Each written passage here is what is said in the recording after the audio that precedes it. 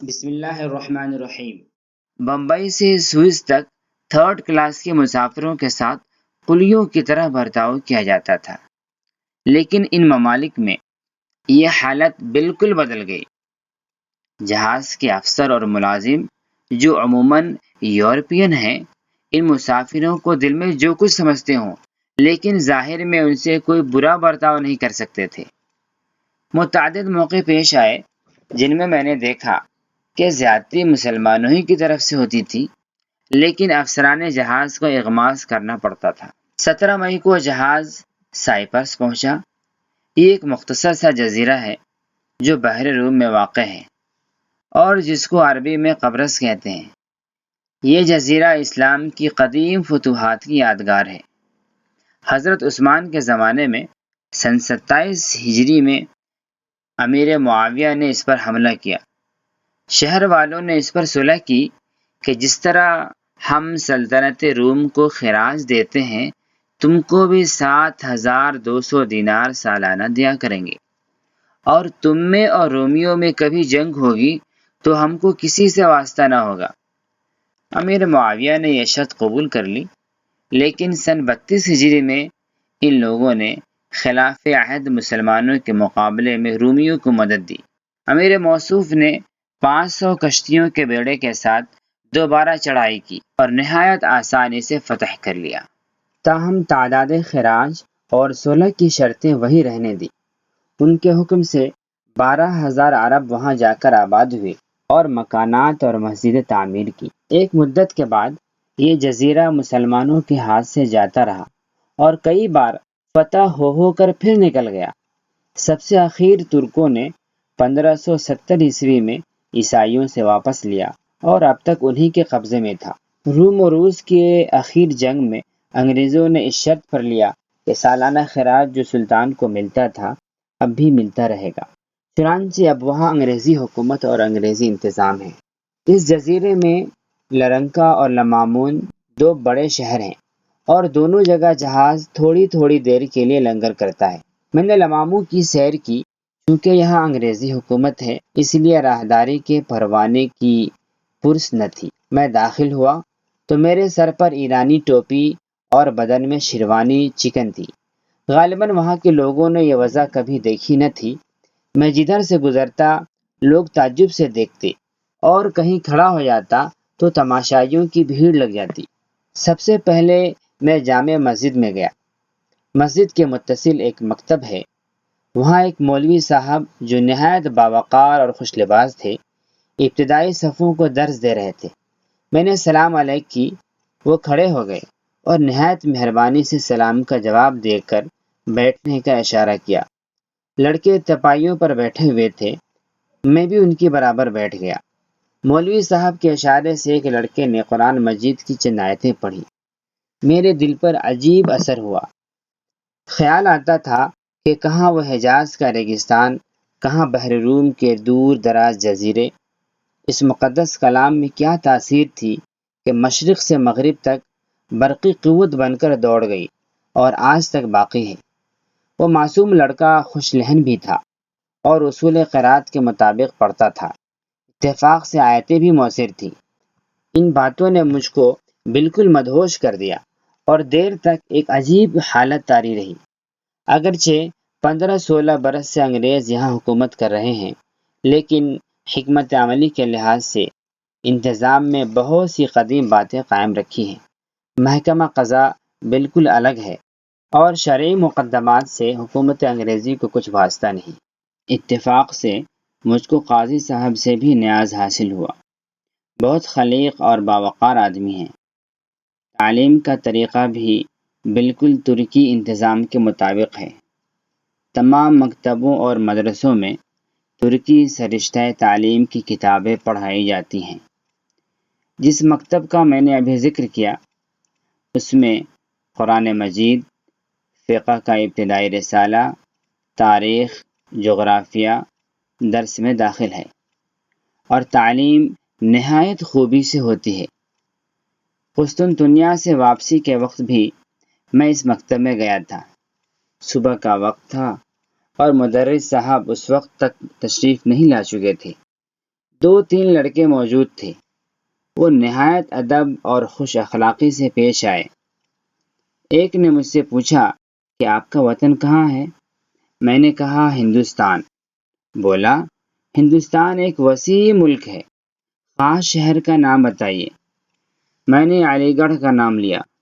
کہنے لگا میں نقشے میں دیکھتا ہوں کہاں واقع ہے۔ ہندوستان کا نقشہ سامنے آویزاں تھا۔ اس نے ایک سرسری نگاہ ڈالی اور فوراً علی گڑھ پر انگلی رکھ کر کہا ہاں یہ ہے۔ اس کی عمر 9-10 برس سے زیادہ نہ تھی، اس لیے مجھ کو اس کی اس تیزی اور یادداشت پر تعجب ہوا۔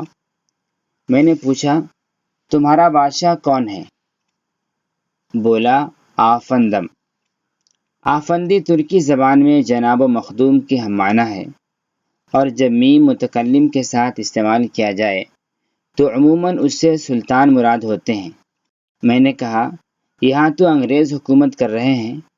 بولا کہ ہاں، مستاجری کے طور پر لیا ہے اور سالانہ خراج ادا کرتے ہیں۔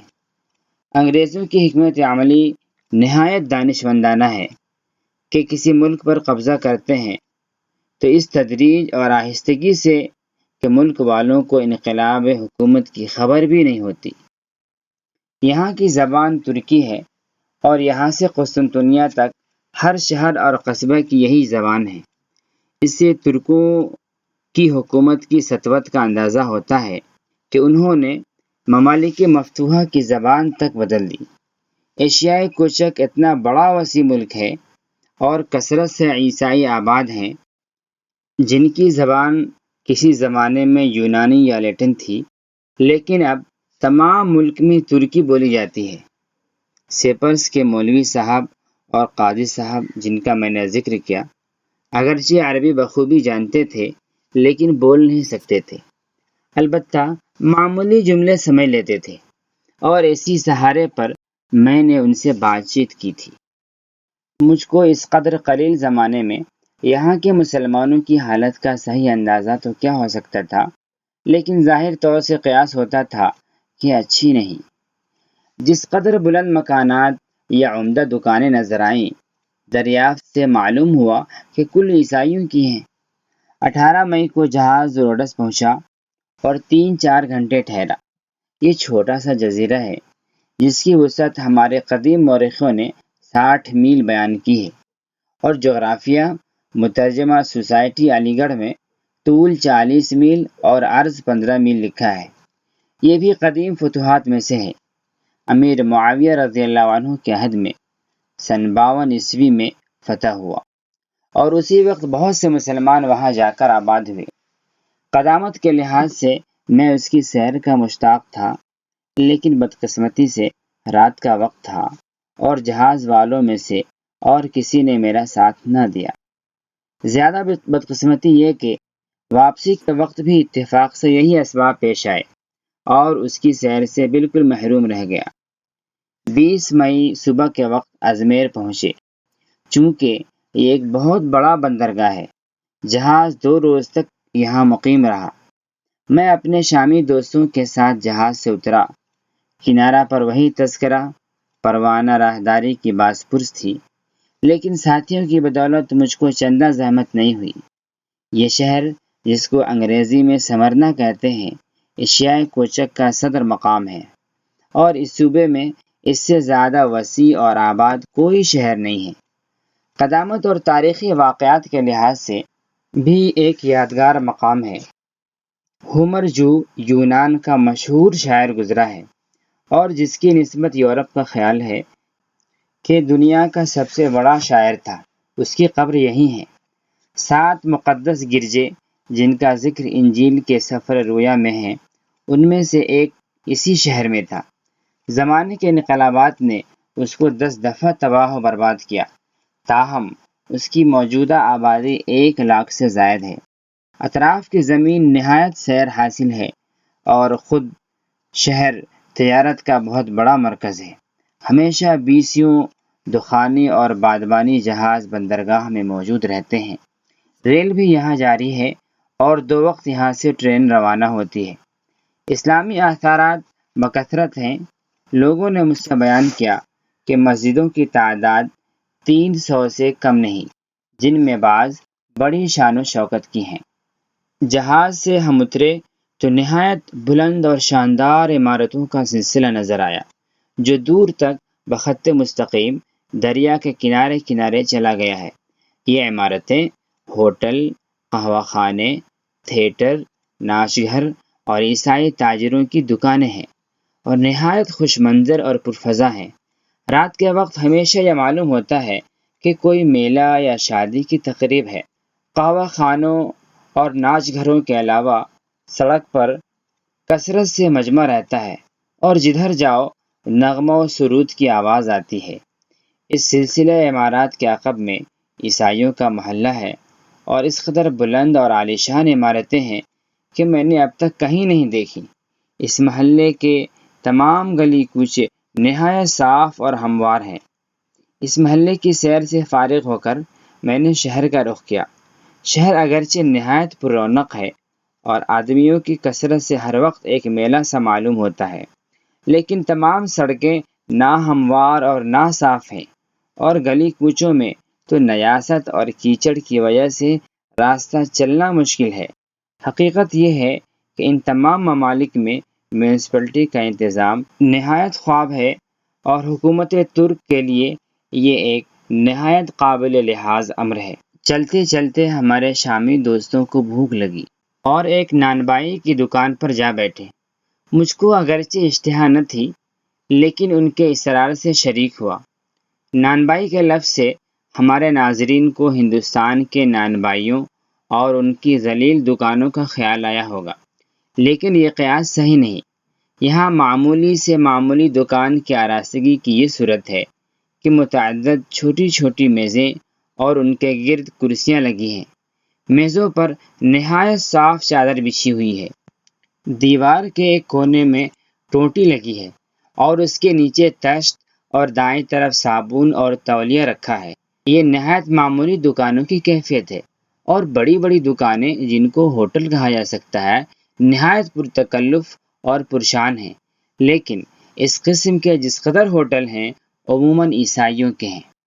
میں نے مدرسوں کی سیر کرنی چاہی، لیکن چونکہ جمعہ کا دن تھا، تمام مدرسے بند تھے۔ نماز جمعہ جامع حصار میں پڑھی۔ یہ مسجد پرتکلف اور آراستہ ہے۔ چھت پر طلائی نقش و نگار ہیں۔ بڑی خوبی یہ ہے کہ صحن کے دونوں طرف بڑے بڑے ستونوں پر گھنٹے لگے ہیں، جن سے اوقات نماز معلوم ہونے کے ساتھ مسجد کی زیبائش بھی ہے۔ ہمارے ہندوستان میں اس کی تقلید کی جاتی تو اچھا ہوتا۔